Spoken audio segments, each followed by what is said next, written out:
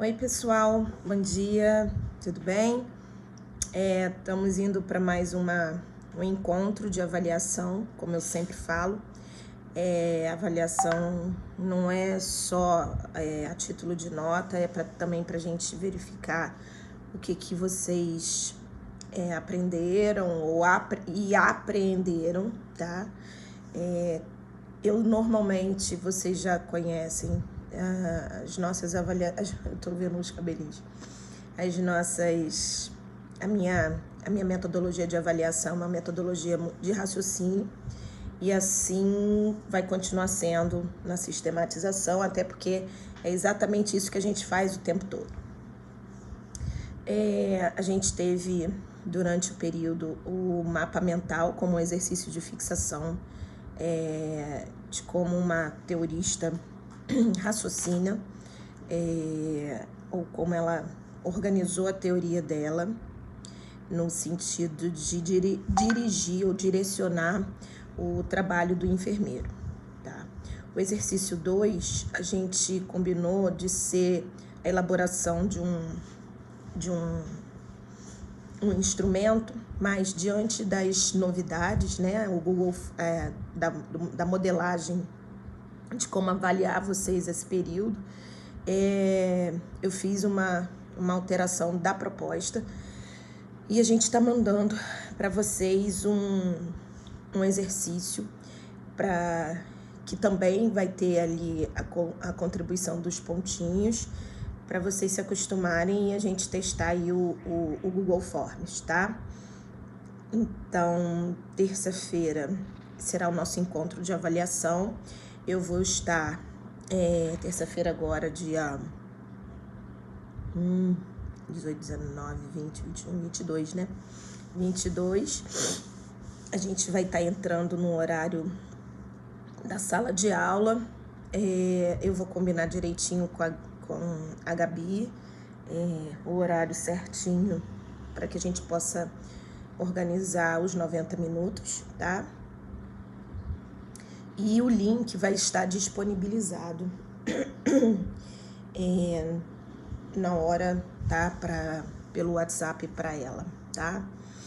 E aí ela transfere para vocês 5 minutos antes, tá bom? Enfim, tem uma modalidade, né, de estar tendo já a atribuição dos pontos. Eu confesso que eu ainda estou vendo se eu consigo fazer isso automaticamente, tá? As questões da prova, elas vão ser objetivas e subjetivas.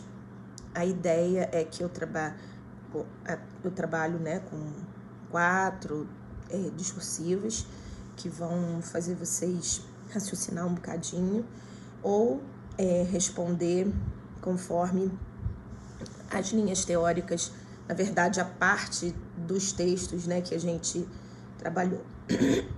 O material é a apostila de sistematização até a parte de diagnósticos, tá? E a apostila complementar de raciocínio diagnóstico, tá? Bem, e aí como é que a gente faz isso? Como é que eu costumo fazer as avaliações? Exatamente dentro do cronograma.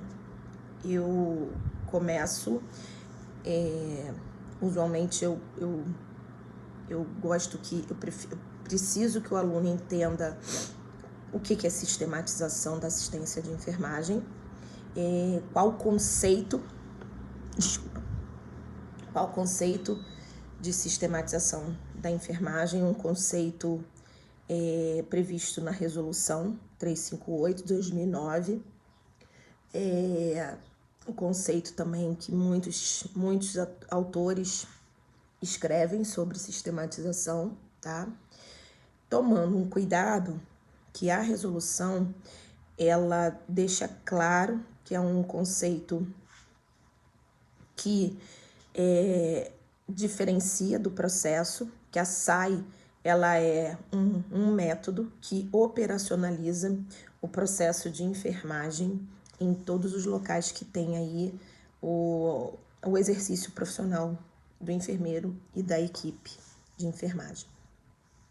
Então, estudar os conceitos, os objetivos da SAI, que todo mundo sabe que a gente tentou passar, mas os objetivos é literalmente organizar o ato, organizar o gerenciamento do ato e organizar a documentação do ato de enfermagem, tá?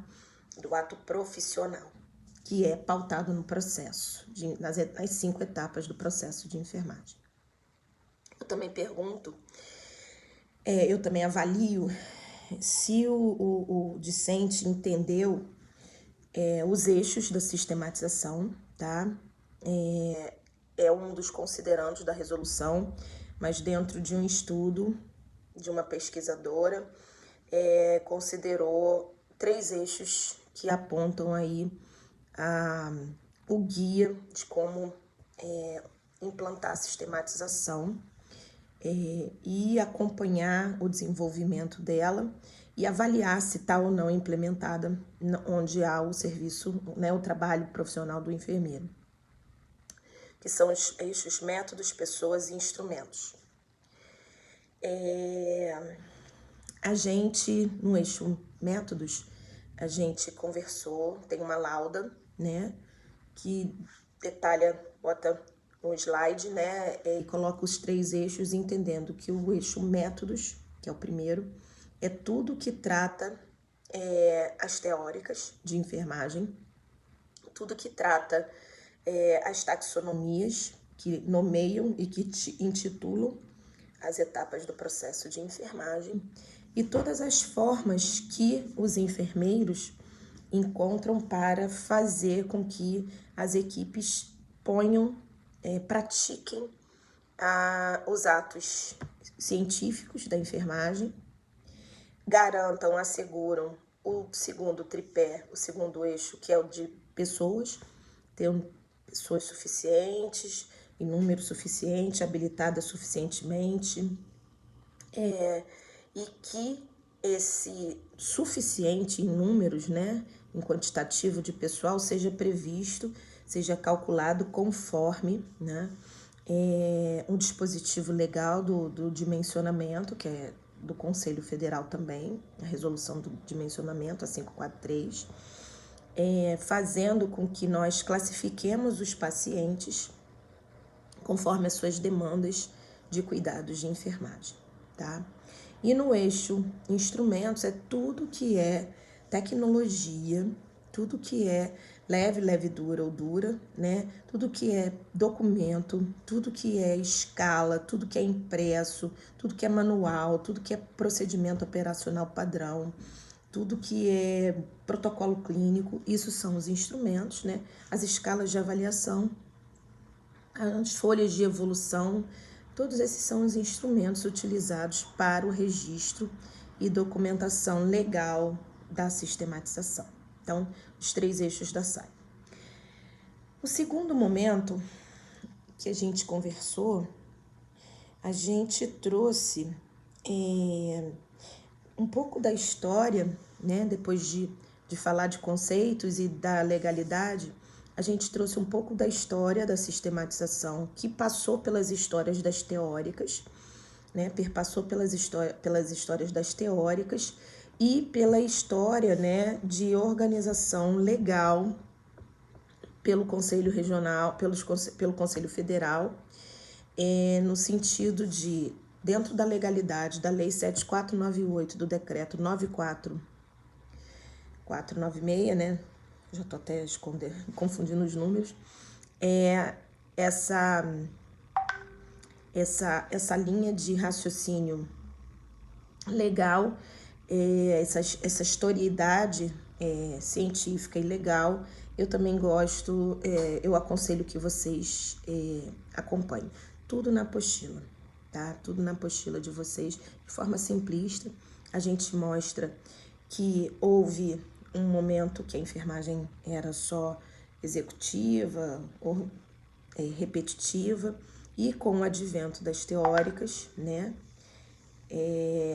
e o advento das normas, né, do Conselho Federal, além da primeira resolução da SAI, que foi 272, de 2002, e a atual, que é a 358, de 2009, A gente conta o aparecimento também das taxonomias que nomeiam os títulos das etapas dos processos. E a gente conversou que estaria conversando, né, aprendendo, ensinando a vocês a organizar as taxonomias Ananda para diagnósticos, que é uma entidade, não é uma pessoa, e ela organiza o conjunto de dados de problemas de enfermagem e colaborativos em um título, tá? E na última aula a gente foi até a forma como que elas são organizadas.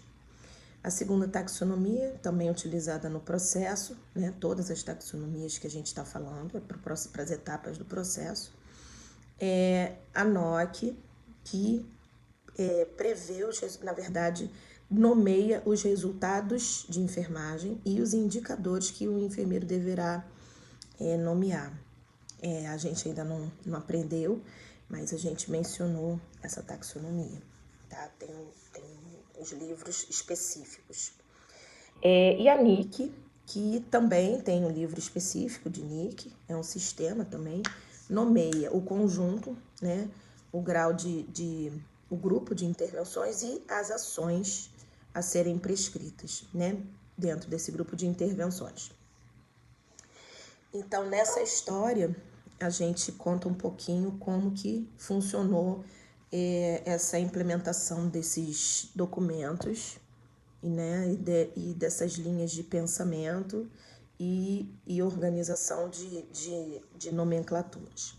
A gente também mostrou nessa história que além da Nanda Nik Nok, para nomear vamos dizer, as 4 fases do processo que a gente vai estar falando, a gente mostrou que existe no mundo organizado e orientado pela Organização Mundial de Saúde, que toda a ciência precisa ter, na verdade, toda a ciência de saúde tem a sua nomenclatura, e a gente comparou as nomenclaturas de enfermagem com a Classificação Internacional de Doenças, tá? CID-10.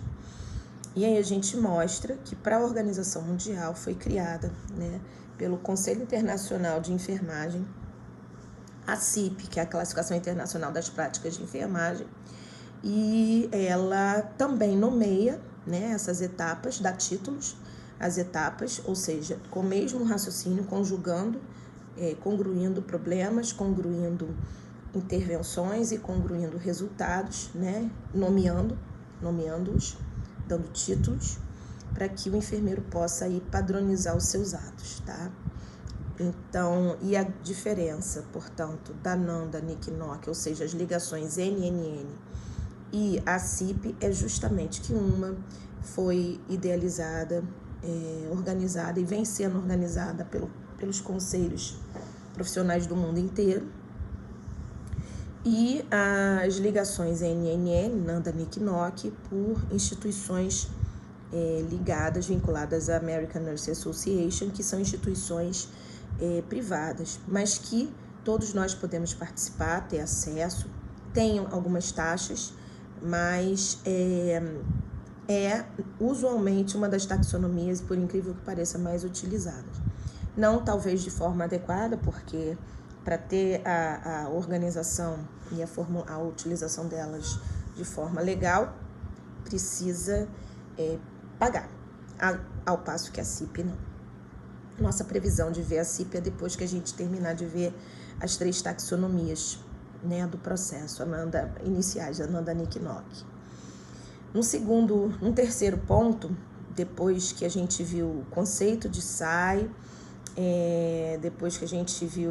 quarto ponto, depois que a gente viu a história, um pouquinho da história da SAI,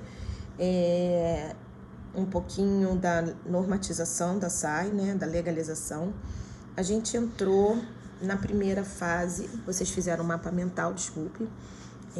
A gente pediu para vocês estudarem, lerem as vidas teóricas, né, mais aprofundadamente. A gente passou os slides dessas teóricas, né, das macro teorias, e de uma forma muito superficial a gente falou um pouquinho sobre teorias de enfermagem e vocês aprofundaram com a construção dos mapas mentais, entendendo que teoria é exatamente o guia ou a forma científica de dar o caminho do enfermeiro, de fazer com que ele trabalhe de forma científica, organizada e direcionada para alcançar alcançar resultados factíveis e vinculados aí às necessidades e problemas que esses pacientes procuram as unidades de saúde, e o que o enfermeiro possa estar prestando as suas autonomias, a sua ciência, e não a ciência dos outros, ou executando a ciência ordenada pelos outros profissionais de saúde. Então, nesse sentido, a gente viu que as teorias guiam o raciocínio, né, do enfermeiro em todos os momentos do processo, desde a fase da coleta até a fase de avaliação dos resultados. Bem, nesse sentido também, depois disso a gente pediu que vocês fizessem um mapa mental de 10 teóricas, né, que são distribuídas aí por tipos, voltadas para problemas, para interação, para campos de energia, e teóricas de forma que umas buscam solucionar problemas, incluindo os biomédicos, outras buscam fazer com que a pessoa se acostume com os problemas, que interaja com esses problemas, acostume a interagir, não desprender energia lutando contra problemas que são quase que, por vezes, irreversíveis, e aqueles que são por sistemas, né? Que você vai estar, as teóricas pensam, né, sectarizando esses problemas. Você tem um problema renal, você tem um problema cardíaco. E tem as linhas teóricas que trabalham muito com a educação, para que essa pessoa, apesar de ter os problemas de saúde, eles aprendam que aquilo é uma situação crônica ou mesmo aguda, mas que ele pode lidar muito bem com isso, desde que ele saiba, ele entenda e que ele consiga se equilibrar por si só, ou com auxílio da enfermeira, da enfermagem. E aí pedimos para vocês, então, organizar um mapa mental, que é nada mais, nada menos do que a gente normalmente costuma fazer nos quadros, né? Quando a gente está presencialmente, vai fazendo o desenho da história e do estudo que vocês fizeram. Bom, depois disso, nós entramos na primeira fase do processo. Eu apresentei o processo de enfermagem para vocês, que é constituído de 5 etapas. A fase de investigação, diagnóstico, a fase de planejamento da assistência, a fase de implementação da assistência e a fase de avaliação da assistência de enfermagem, tá? Nós aprendemos na primeira fase do processo, que é de investigação, que a gente pode investigar através das entrevistas, anamnese, né? Fazendo aí, preenchendo, organizando o histórico de enfermagem.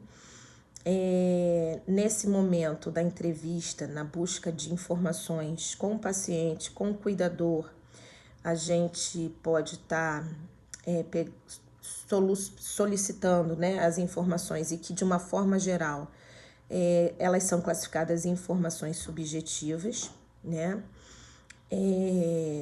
A gente também viu que pelo exame físico a gente vai estar muitas das vezes comprovando e materializando esses dados subjetivos, né? E transformando em dados objetivos através dos exames físicos dos sistemas, igual vocês aprenderam em semiologia e semiotécnica.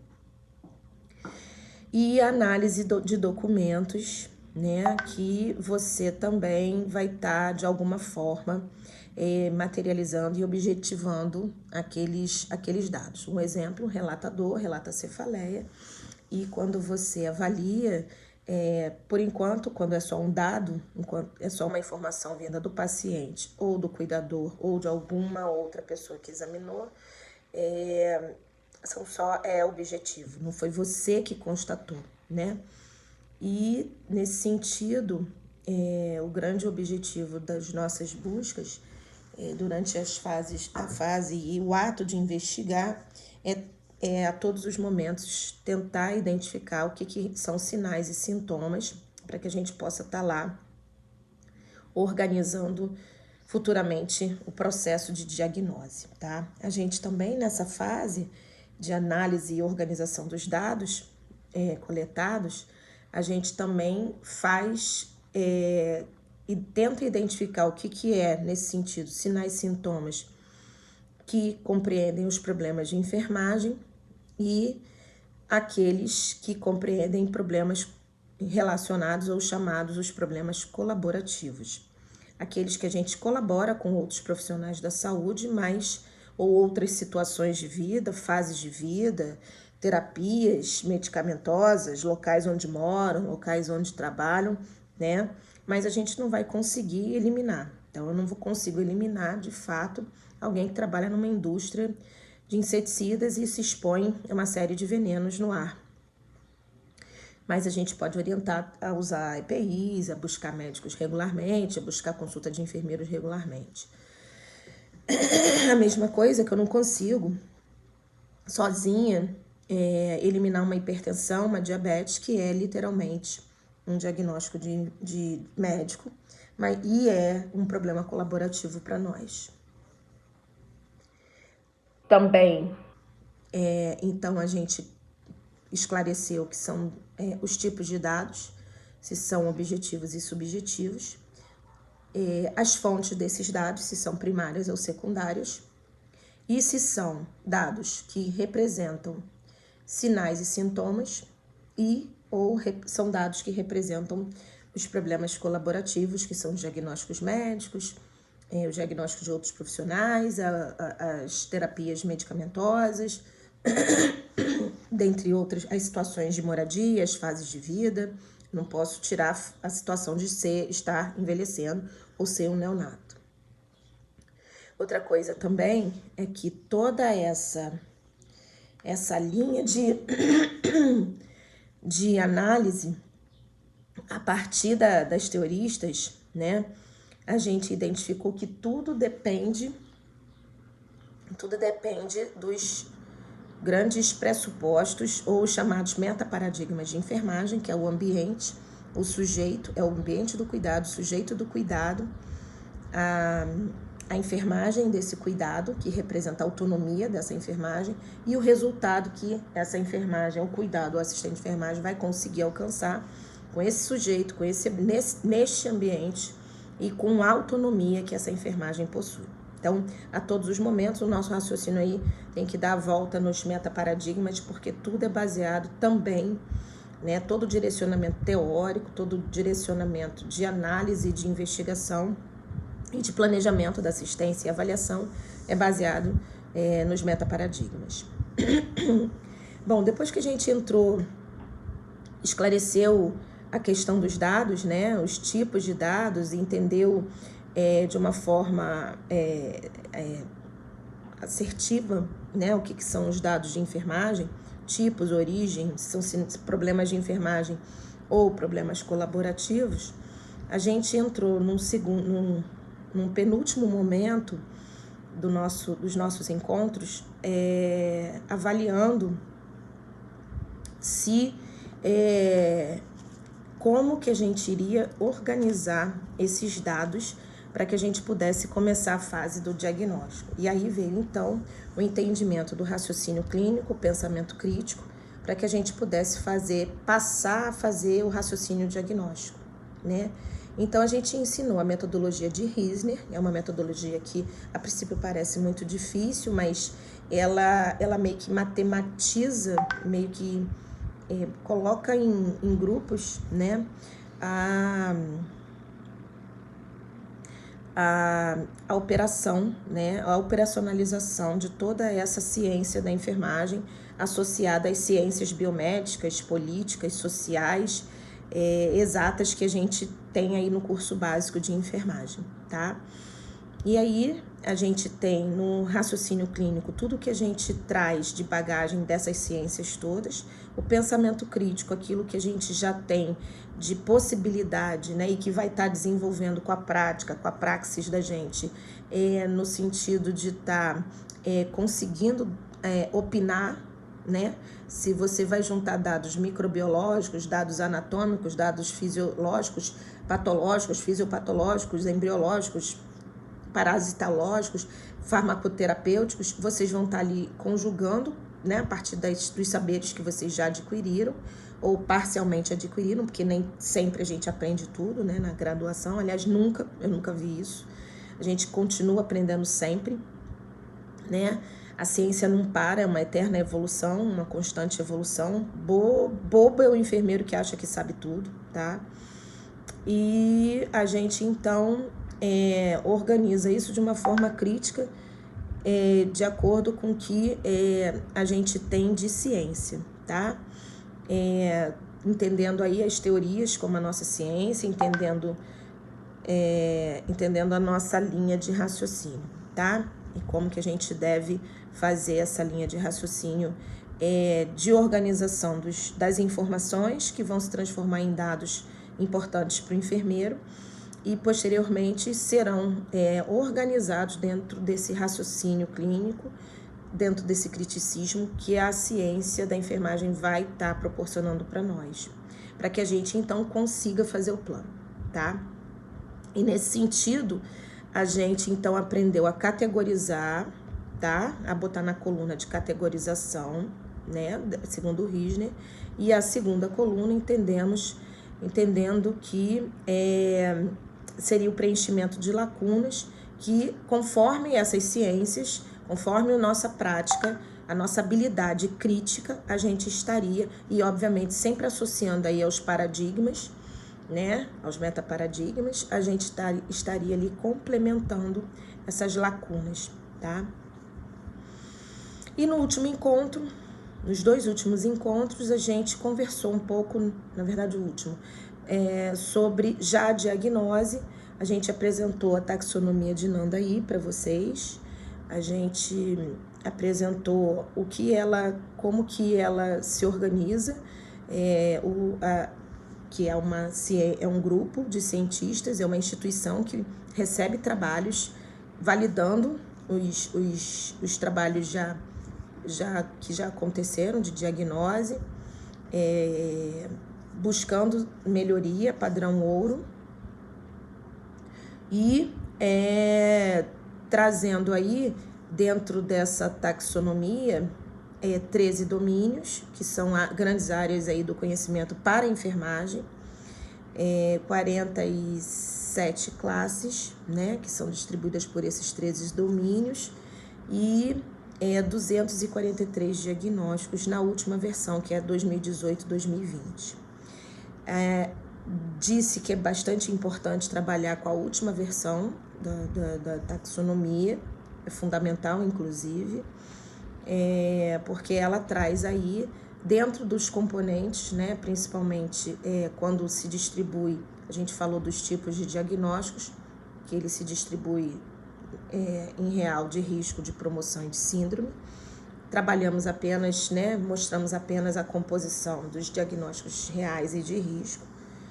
E tendo aí nessas composições a organização desses dados, depois do título organizado lá conforme os domínios, classes e os nomes diagnósticos, né, que tem um número igualzinho a CID-10. E a gente então viu esses componentes dos 2 títulos. O real tem o título, tá? Que possui aí até 7 eixos, né? Que a gente viu, os 7 eixos dos títulos de Nanda.